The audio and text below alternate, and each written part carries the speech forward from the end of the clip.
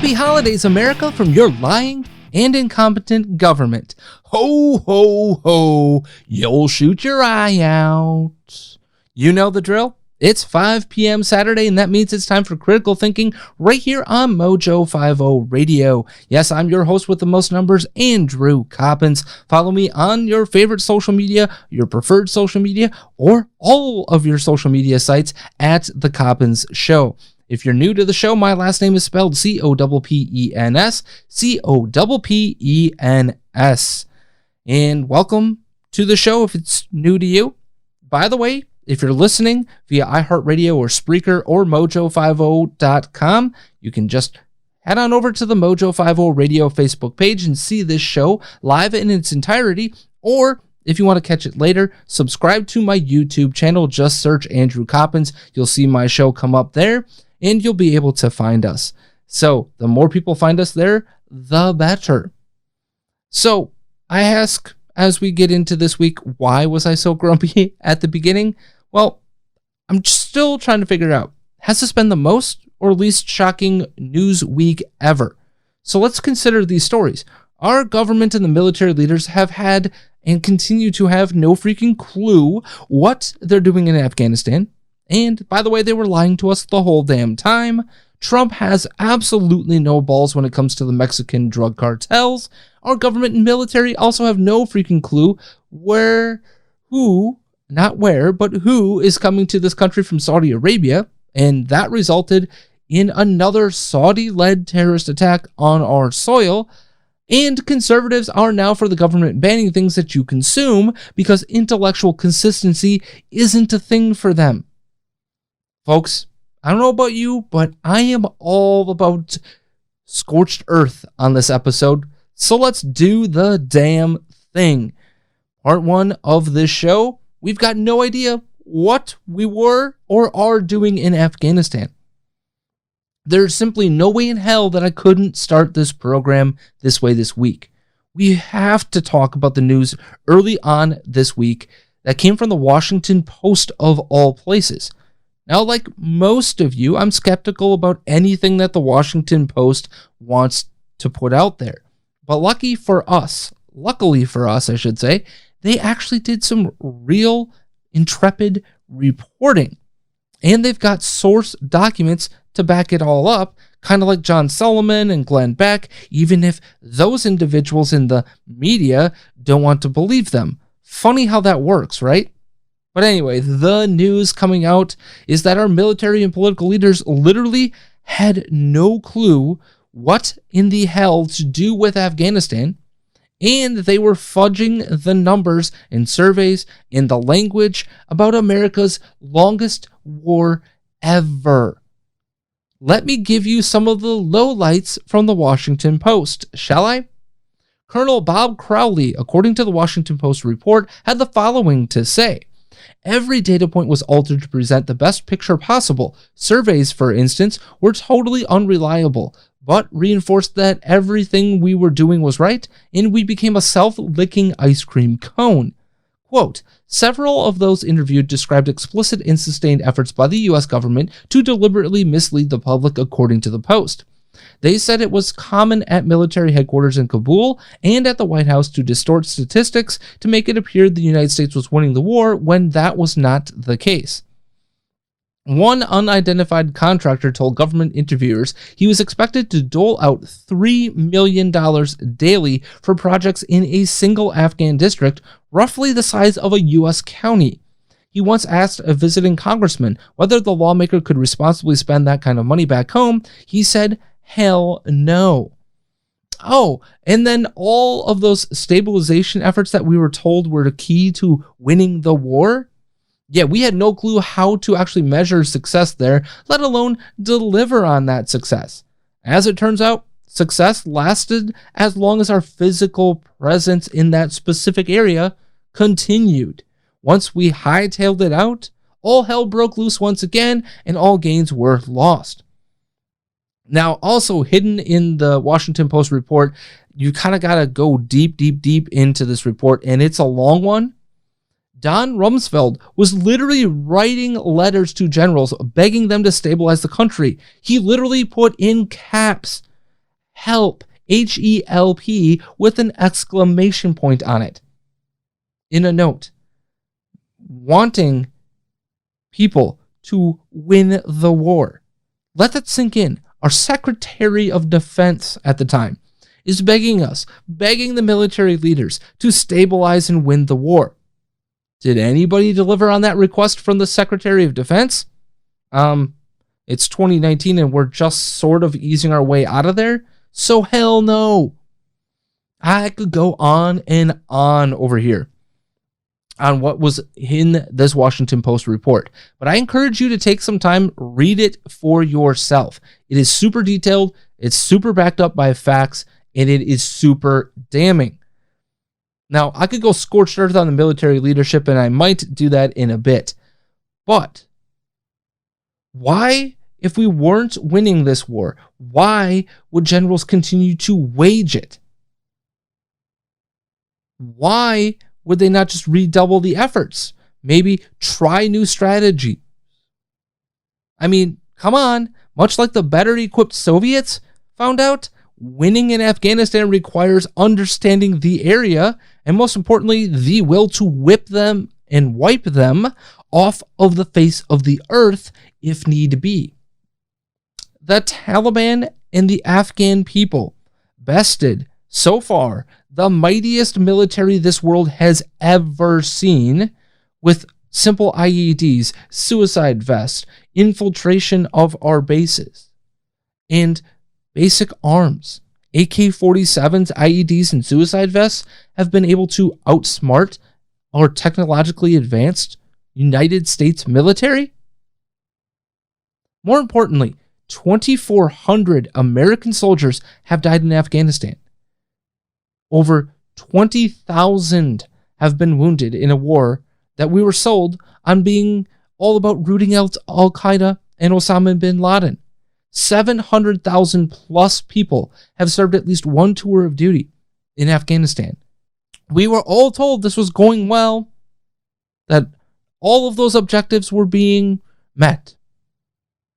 Now, knowing what I just told you, right, that those were the objectives, that the numbers were being fudged, that the objectives were being fudged, and that the military brass was literally having no clue what the hell was going on. Where the hell's the media been on this story? Instead, they would rather continue to see their ratings nosedive by covering the sham that is this impeachment inquiry, turned timeline-driven impeachment vote that's either upon us or has come already. I've stopped paying attention because I just don't care anymore. If the media can spend day after day giving lip service to the sham of impeachment, the least that we owe these men and women who served, were wounded, and some who have died in service to this travesty in Afghanistan is more than a single 5-minute segment on your 30-minute newscast, or a 15-minute segment one time on your daily web show, or on your daily Fox News program, or CNN, or MSNBC. Where's the media holding our military leadership accountable for this kind of utter incompetence? Where are they demanding real action be taken? More importantly, these are people who love to get Donald Trump. Now, admittedly, none of this stuff that they're talking about in this Washington Post report happened under Donald Trump's leadership. But he's the commander-in-chief right now. He's got the power to do something about this right here, right now. Instead, it's crickets, my friends. Crickets. And that is totally wrong. Now, I'm not, nor have I ever been a soldier here, but I am a student of history and military history more importantly. And I can tell you without a shadow of a doubt that there's a couple of things that you can't do and expect to win a war. You can't go into it without a clear vision of purpose. You can't go into it without the willingness to do what it really takes to win the war, no matter what. Look, throughout history, look at it and ask yourself, What happened to the losers of those wars? And more often than not, you're going to find some common threads of either not understanding the enemy, not having a clear vision for success, and an unwillingness to do what is necessary to win. Look at Great Britain.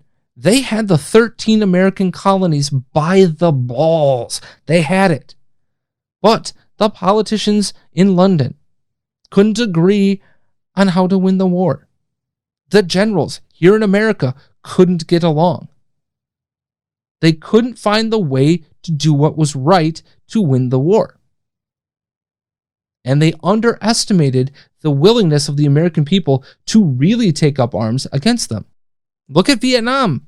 Look at Japan in World War II and their underestimation of the United States' willingness to do anything to them when they attacked us. I want you to think about that, right? Japan probably never thought that we would just continue to wage a two-fronted war.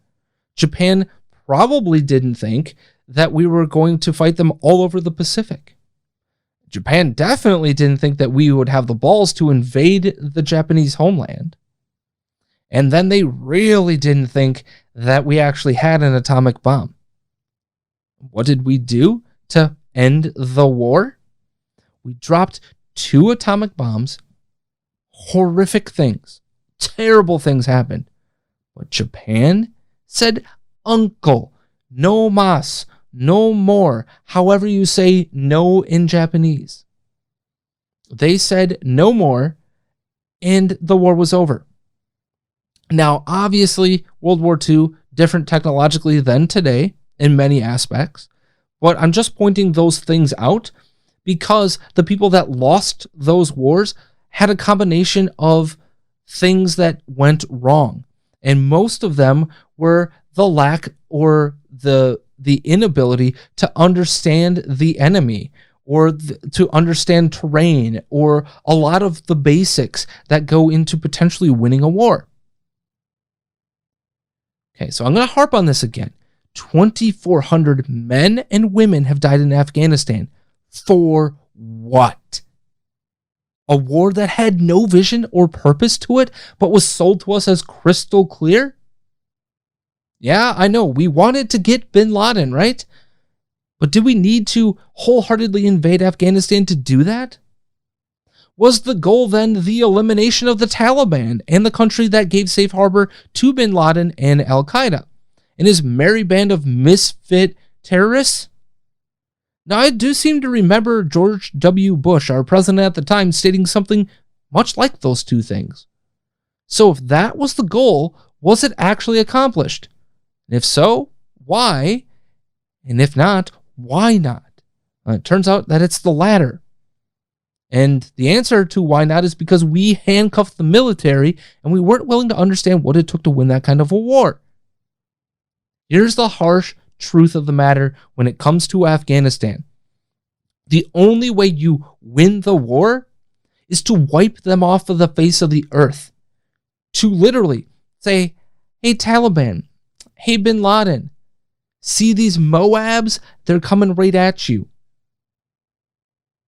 And then, by the way, as you're giving that, the Moab is being dropped. That's how you freaking win that war.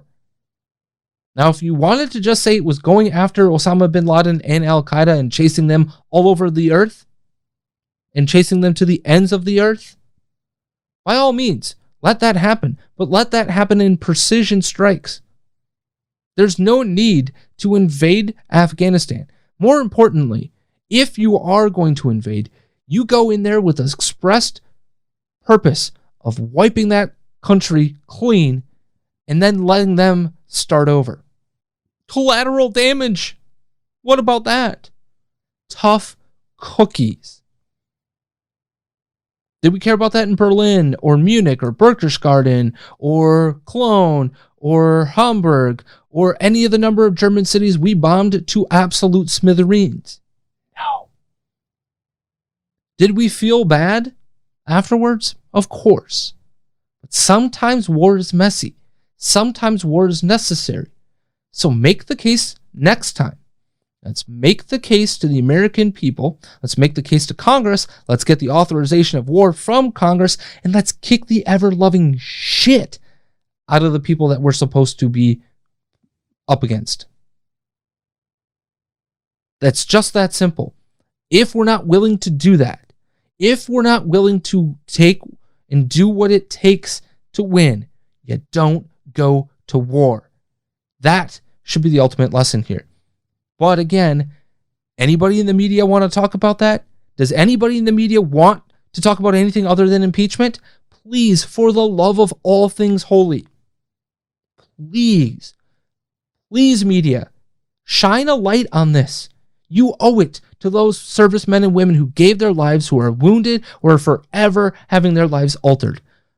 Almost 750,000 people in 2 decades have had this burden upon them.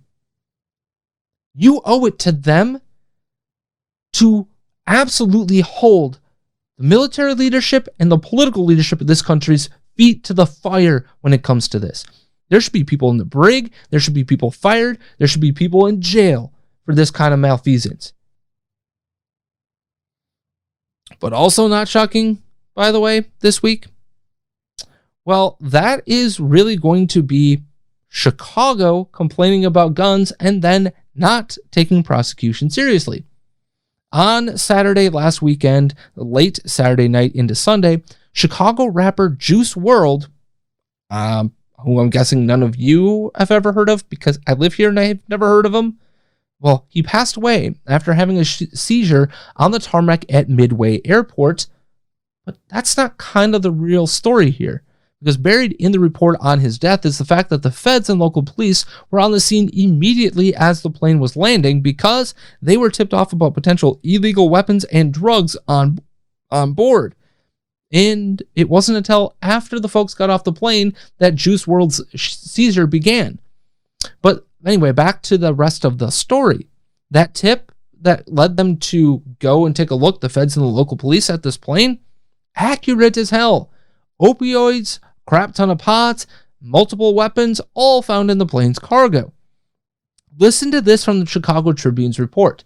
The search turned up 41 vacuum-sealed bags of marijuana, 6 bottles of prescription codeine cough syrup, 2 9mm pistols, a .40 caliber pistol, a high-capacity ammunition magazine. I don't know how they're really describing that because, again, they don't give us how many rounds of ammo, and metal-piercing bullets, according to the sources. 2 men identified by police as working security for Higgins were charged with misdemeanor offenses for illegally possessing the guns and ammunition. Let's focus in on that last sentence. This is why this drives me nuts, okay? 2 men working security for Higgins were charged with misdemeanor offenses for illegally possessing the guns and ammunition. Keywords here. Misdemeanor offenses, not felony offenses, not felony charges, which, according to the state's attorney, by the way, Chicago's version of the district attorney, decided to do that because they didn't have sufficient evidence to charge them with felonies.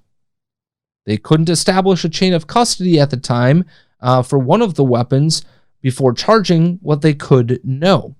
The other of the 2 weapons, apparently one of the guys had his paperwork in order, and they didn't charge him for that, which is fine.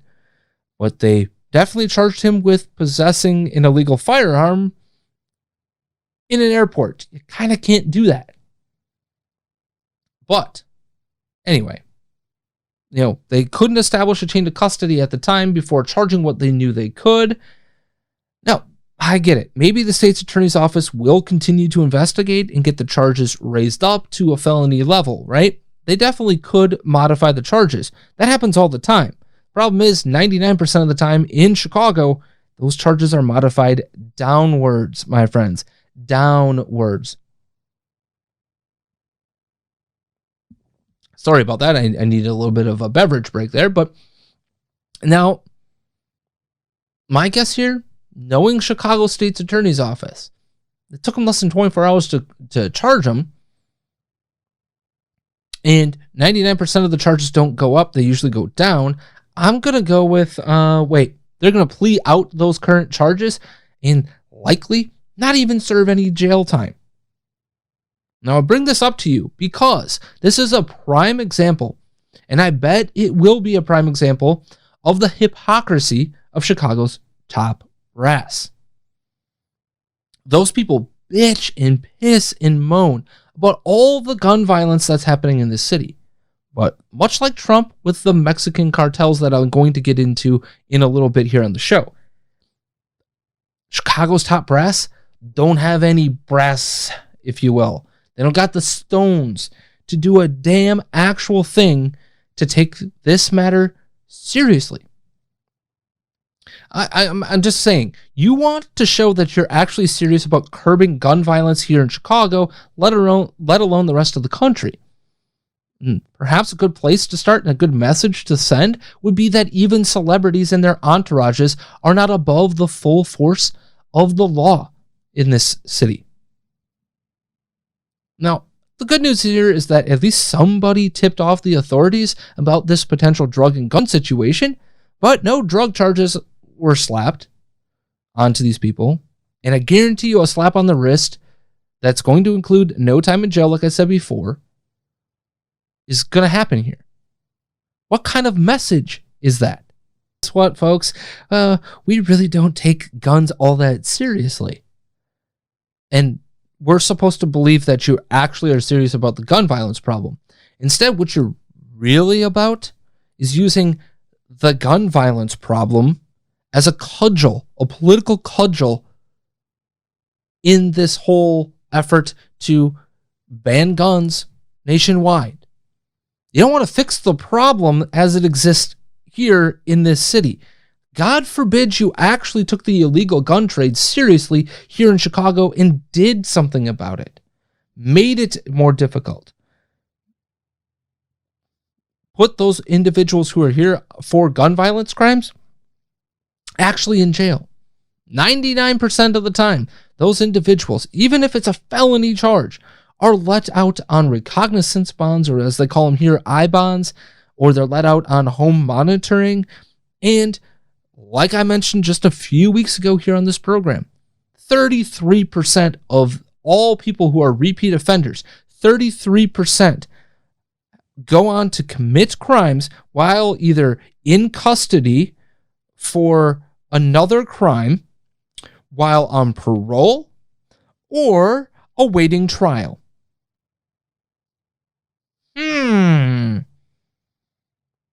Given that information, given the fact that it was metal-piercing bullets, high-capacity ammo, and all the serious drugs that were found there, don't you think you might want to take this a little more seriously, Chicago? Maybe this is a good time to send a message. You cannot bring illegal firearms into this city and expect to get away with it. Almost every crime that is committed here in this city, a gun crime, is committed with an illegal weapon. Think about that. Illegally purchased, whether that's across state lines but via somebody else purchasing it, whether that's a felon purchasing and not supposed to be able to purchase, or whether that's guns coming from another state and being sold illegally here in the city. Take that problem seriously.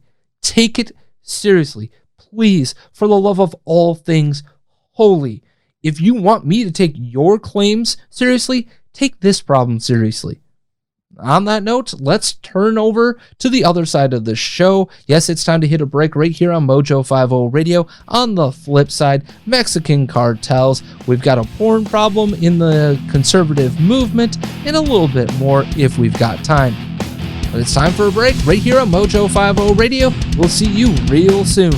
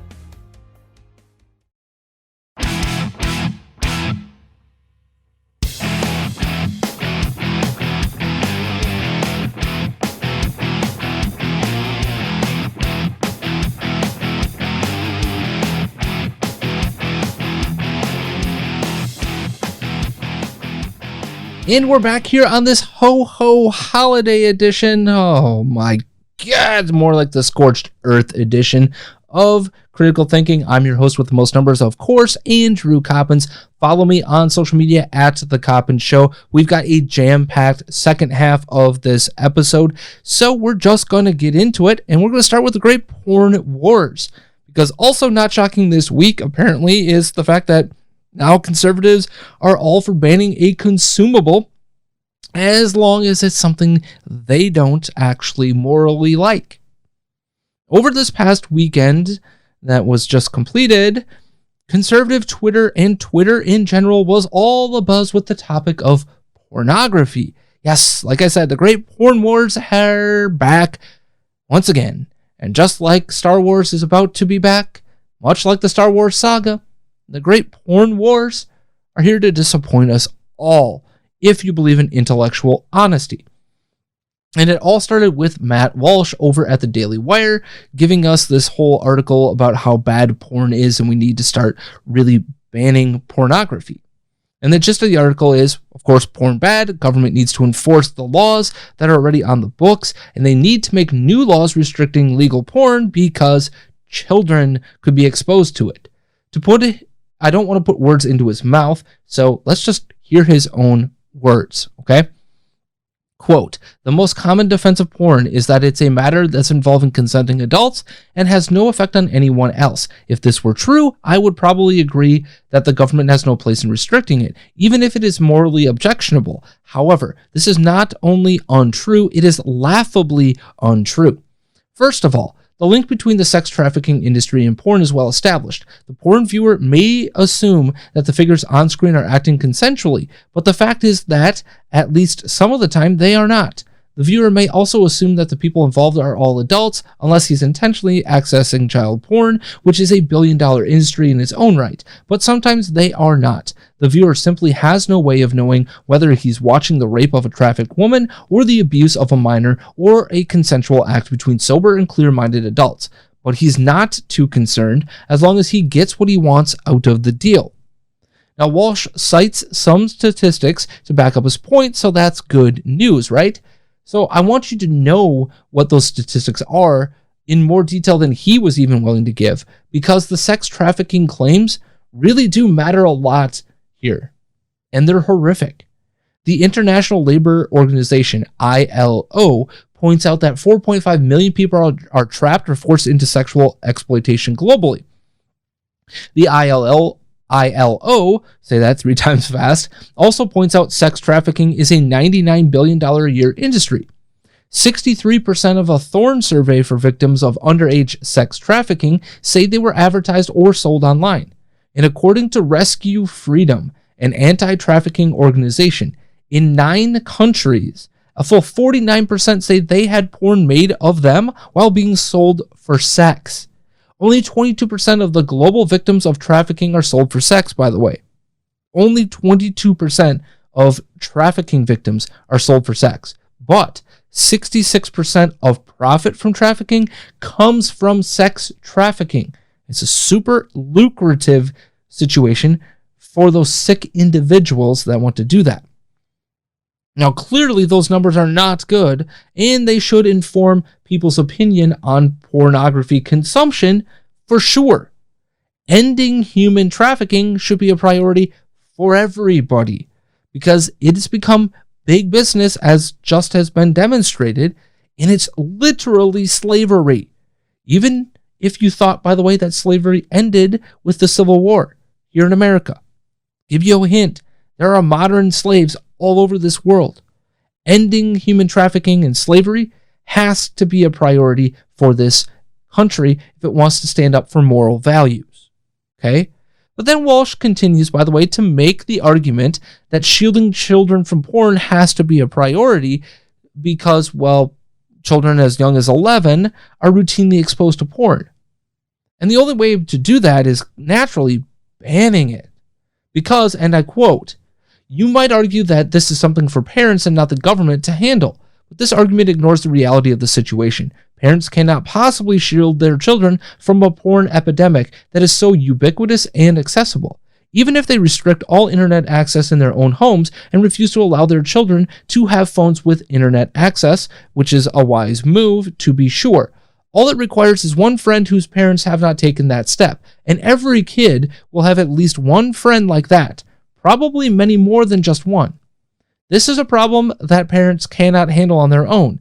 That's why the state may have a role. But I want you to think of this. The state already has a role in this current situation.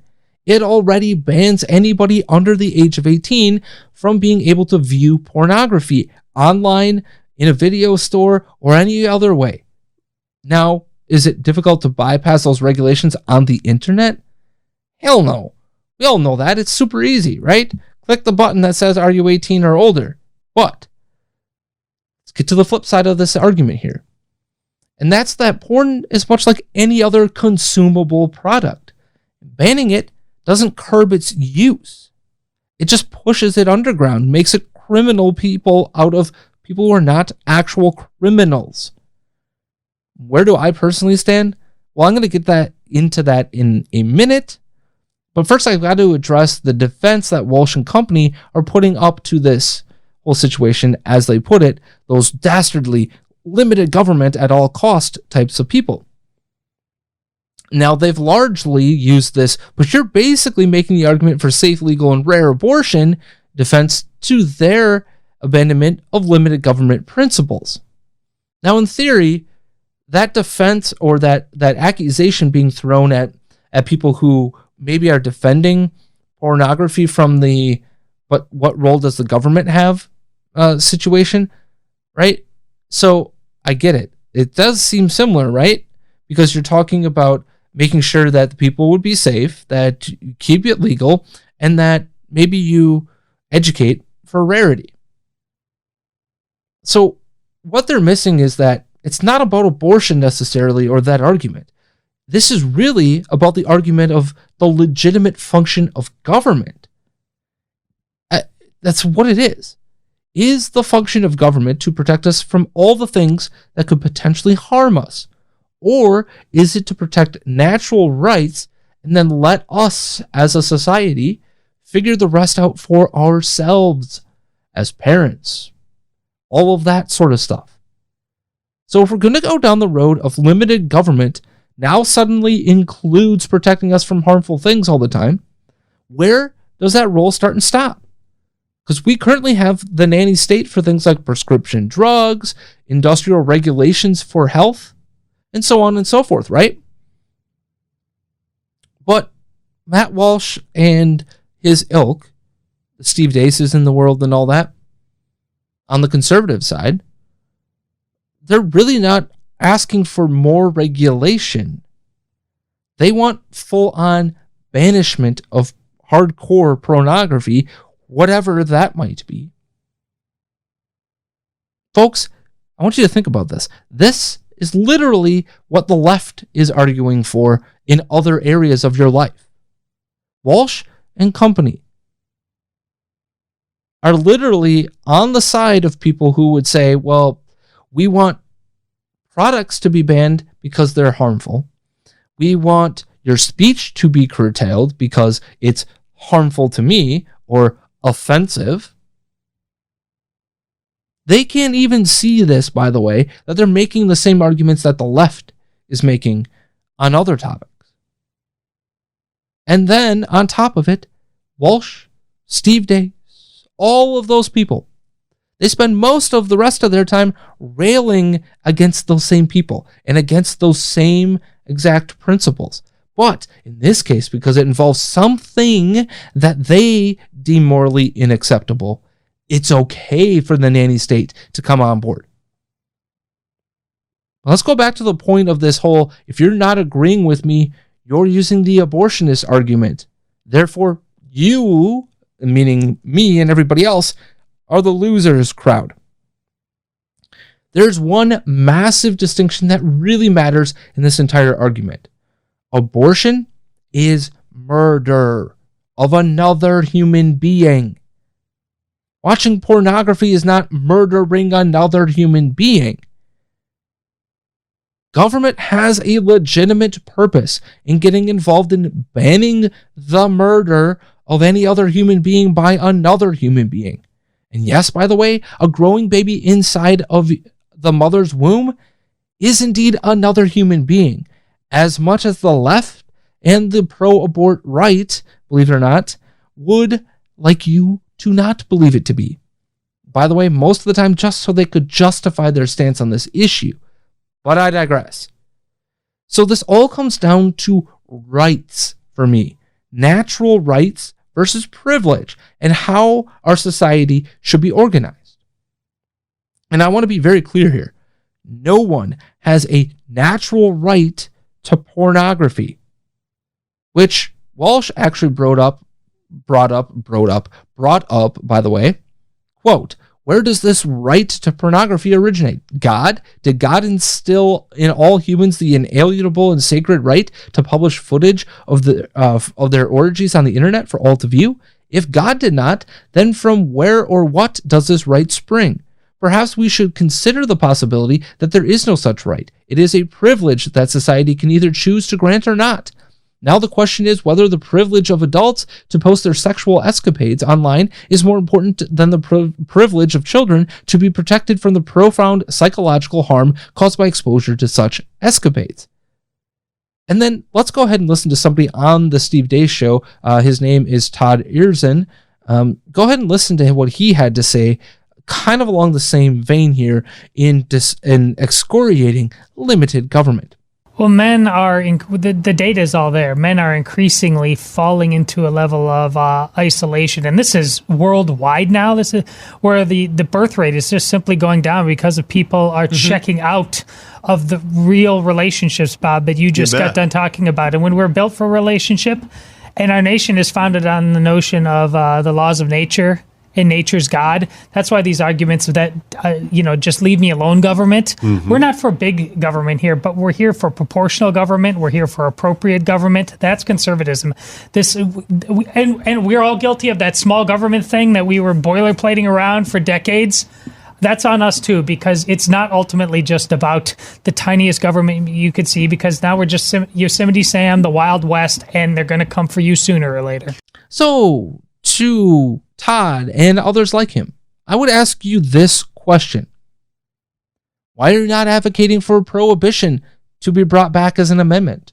Why are we allowed to consume fatty foods? Why are we allowed to slurp sugary drinks in anywhere but New York City? Like it's going out of style. Why are those that are 18 or 21 and older able to smoke a cigarette or buy booze or in some states buy marijuana? I think you're getting the point here, right? What they're advocating for is literally the banning of those types of things too. If you're being intellectually honest, you can make the same arguments about all of those things. They're harmful to the individual. They're harmful to the families. They're harmful things. So where do I stand? God gave us free will. And these are the same people who readily mock and deride the likes of Michael Bloomberg and the so-called nanny state. Yet in this case, nanny state away. For me, consistency matters. You cannot pick and choose which consumable things can be banned and which cannot. So along with free will, God also gave us the ability to reason and make choices for ourselves. What they're really trying to do is make it more difficult for us to consume the good that is harmful. Make porn black market like prostitution or drugs today, all of which totally negative for society, right? But people still do them all the time. Guys. Either you are an advocate for limited government and freedom, or you're not. You can't pick and choose your lanes. I'm fine if you want to be for banning things, if that's what you're about, but it's intellectually dishonest to claim the mantle of conservative or libertarian intellectualism and be for the government banishment of a consumable good. That's not how this works, not at all. About the only way that I would say it would be acceptable to use government to ban a consumable good is if that consumable good would result in the death of the person consuming it. Not the possibility, but the certain, immediate, on-the-spot death. As in, you take this product and you will die. Again, it goes back to the abortion argument I talked about before. Abortion literally is killing something immediately and unequivocally. I want to be abundantly clear here. The keyword certain. Not long-term use of cigarettes or XYZ product or drug or whatever. Could, but more like if you consume XYZ, you die. If you consume the product, you no longer live. No mas. Now here's a great real-world example of what I'm talking about. Okay? Drinking vodka Red Bulls. It's mixing an upper, the Red Bull, a downer, alcohol. And to some, it tastes good. It's their preferred drink when they go out. Or for some people, it's a way for a pick-me-up if they are feeling sluggish. Right? But it's also super freaking dangerous. Consuming something like that in mass quantities, in bulk, could result in cardiac arrest, a heart attack, or your death. That's right. People can die from drinking a vodka Red Bull, especially those who may be predisposed to a heart condition and don't know it. But you know what some bars have done? Rather than say, the government's got to step in, the bars have said, you know what? More than two, probably not a good idea, so I'm not going to serve you more than two. Now that, by the way, would be what? Society taking care of themselves, taking care of each other. Does the government need to regulate that? No. That's why consistency matters. Society, the pressure of society matters. Now, I'm not saying that porn is a productive thing for society or any relationship. A lot of the scientific evidence that we do have suggests real, serious consequences. Okay? A lot of it says it's serious consequences for the individual who consumes it, for the relationships that individual is having, and for the people that are actually participating in producing that porn. There's not one real serious scientific study that will tell us porn is a necessarily positive thing. Now, there are studies out there that say the negative consequences might be overblown, or that some of the things that have gone around in internet circles are not totally true, and that's fine. But wouldn't education on the negative effects of watching porn be a better way of handling this than just flat out banning it? Look at the educational efforts around smoking and the effects on the number of people that are doing it at younger and younger ages, when people used to be hooked on it from the time they were 14 or 15 years old. The amount of teen smoking has consistently gone down. And how does that happen? It happens because the educational efforts are there. So you could start there. You can start in your churches. You could start educating in schools. You could start educating your kids at home, as difficult of a subject as that might be. As a society, we have to rely on ourselves. Relying on the government to regulate things and to just outright ban stuff is never a good answer. It has never resulted in positives. Like I said before, prohibition of alcohol.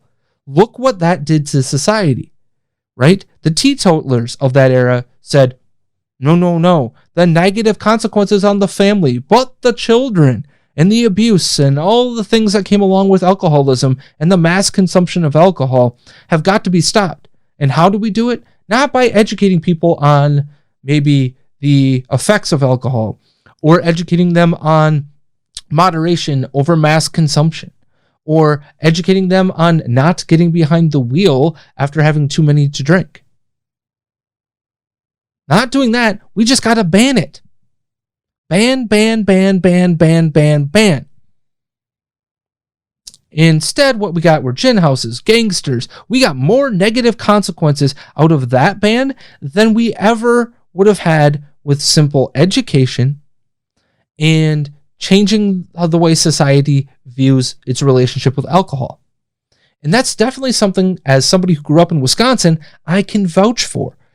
Right? There is a massive culture surrounding drinking in the state of Wisconsin. It gets many people DUIs. It turns people into criminals that really are not criminals. But the educational efforts around alternatives to drinking and driving have increased.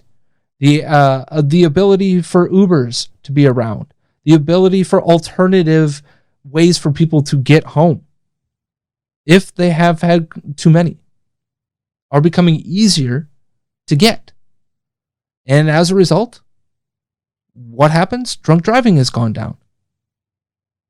So, as we look at that, as we look at this argument, I totally understand the conservative viewpoint and the Christian viewpoint here on pornography. Okay, I totally sympathize with it. Now, I can't say I've never been somebody who's never consumed it, right? I mean, that's just not something most red-blooded American men can do. And if you haven't, good on you. Congratulations, you're better than most Americans. But that doesn't mean you take the force of government to ban it. I'm sorry. For me, this is about society policing itself. We've got to be better at that overall. Just as a society, we have to stop turning to government as the answer to all of our problems.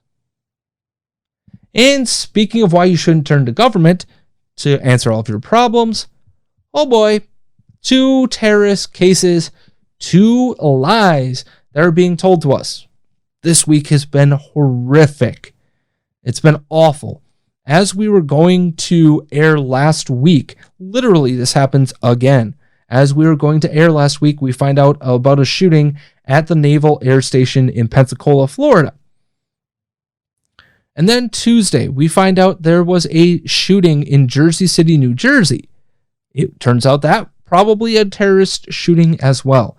Turns out we find out that it's likely to be a terrorist shooting, and it was a kosher grocery store that was the epicenter of all of this, okay? But only one of these, by the way, one of these 2 things is actually being told to us as a society as a terrorist shooting by the mainstream media, at least as of right now. Because only one of these 2 shootings actually fits a preconceived notion of what terrorism is supposed to look like. To the media, either it's Muslim extremism or white supremacist, especially against the Jewish people. It's one or the other here. So I want you to think about that, okay? Kosher grocery store, not done by a white supremacist, not done by a Muslim. That doesn't fit the profile. So, shh. And I'll get into the shooting in Pensacola in a little bit about that lie. But first, like I said, on Wednesday night, I actually did something I have not done in over a decade, literally. I actually watched the network news at 5:30, and it was CBS's news, and it was mainly on here at my house because a high school friend actually happens to be a producer at the local CBS News here in Chicago. So, support your own people, right? Big ups to people doing big things that I knew growing up. Support the people that you've been around in your life and know are good people. That's kind of how I roll. But it led to keeping it on at 5:30. The news opens up with Nora O'Donnell letting us, the viewers, know that Tuesday's shooting at a kosher grocery store in Jersey City, New Jersey, has questions about whether it was motivated by hate and anti-Semitism. Now, I found that really an interesting dichotomy because, Yeah, Black Hebrew Israelites, definitely go to the SPLC website and you'll see they're a designated hate group. Yeah, that's right. One search to the left's favorite organization on hate crimes. The SPLC tells us that, oh, what do you know? Black Hebrew Israelites are a hate group. Now, maybe technically the FBI, as of Wednesday, wasn't ready to say that this was a hate crime and motivated by anti-Semitism, but that's likely because they were still buttoning up every last detail of this investigation. But for the rest of us, the facts are pretty easy to understand. So much so, by the way, that the Jersey City, New Jersey mayor came out and called it an actual anti-Semitic hate crime by the Black Hebrew Israelites. So why then is it so hard for the media and the folks at CBS to understand the basic facts at play and be willing to call this extremism and anti-Semitism outright? Done, finito, finished. They easily jump to that conclusion every time there is a shooting at a synagogue and it's a white person that does the shooting, or if it's a Muslim that shoots up someplace in Israel. Is it because the group does not fit your pretty little narrative that you spun to the rest of this country? But then I also remembered this is the same media who couldn't be bothered to tell us that the Covington Catholic kids were being subjected to horrific abuse and racist taunts at the hands of the Black Hebrew Israelites. Lest we also remember, this is the national media that has largely stayed silent on the massive increase in anti-Semitic hate crimes happening in New York City. I mean, for crying out loud, Bill de Blasio came out blasting anti-Semitism and we must do something, blah, blah, blah. Yet, in his own backyard of New York City, the place that he actually controls, yeah, the attacks in Williamsburg are on the rise. Anti-Semitic attacks in New York City are extremely on the rise. Unbelievable. And unfortunately, I don't have time to get into the Saudi attack, so I might save that for next week. But all I'm going to really say on that Saudi attack right now is this. The fact that our government is allowing these individuals here in the United States, and then they get to kill the people that are training them, is ludicrous. If you want to train individuals, if you're selling them parts to a machine or selling them machines or selling them arms or whatever, and you want to train them there, not here. Clearly, your vetting processes suck. Clearly, the Saudi vetting processes suck. That happy holiday note. You'll shoot your eye out, kid. Merry Christmas. Ho, ho, ho.